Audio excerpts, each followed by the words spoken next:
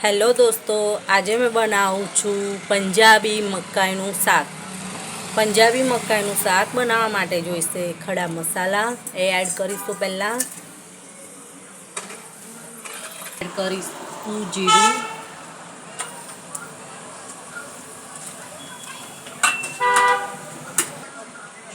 જીરું થઈ ગયું છે. હવે ક્રશ કરેલી ઓનિયન,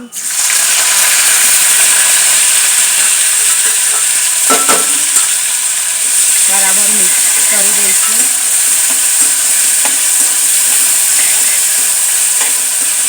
ઓનિયન થોડી થઈ ગઈ છે એટલે આદુ મરચાં લસણની પેસ્ટ છે એ એડ કરીશું.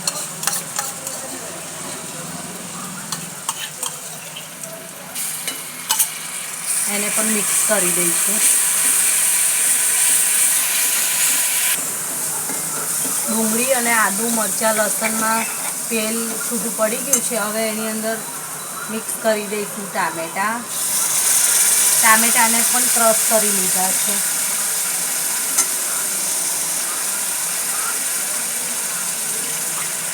થઈ ગયા છે. હવે એની અંદર હળદર, ધાણા જીરું પાવડર અને લાલ મરચું પાવડર એડ કરીશું.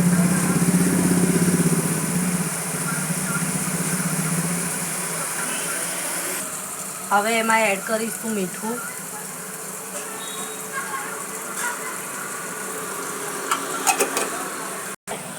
હવે થોડા એડ કરીશું ફુદીનાના પાન કટ કરીને ઝીણા સમારીને,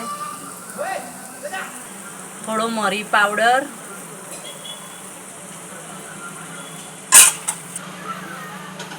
પછી એડ કરીશું ક્રશ કરીને હાથથી કસૂરી મેથી, સિંગદાણાનો થોડો ભૂક્કો 2 ચમચી જેટલો, થોડું પાણી એડ કરીશું.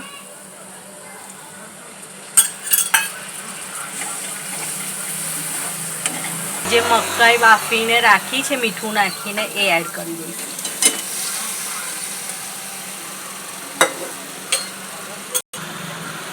સારી રીતે મિક્સ કરી દઈશું અને ઢાંકીને થોડી વાર થવા દઈશું. તો હવે ખોલીને ચેક કરી લઈશું કે મકાઈનું શાક તૈયાર છે કે નહીં. તો મકાઈનું શાક તૈયાર છે. આ એવરેસ્ટ ચિકન મસાલો છે એ થોડો એડ કરીશું એની અંદર અને સારી રીતે મિક્સ કરી દઈશું.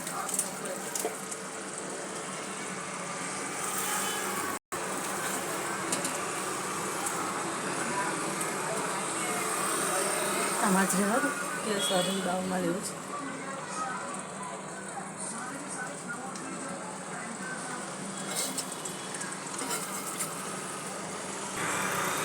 તો તૈયાર છે પંજાબી મકાઈનું શાક.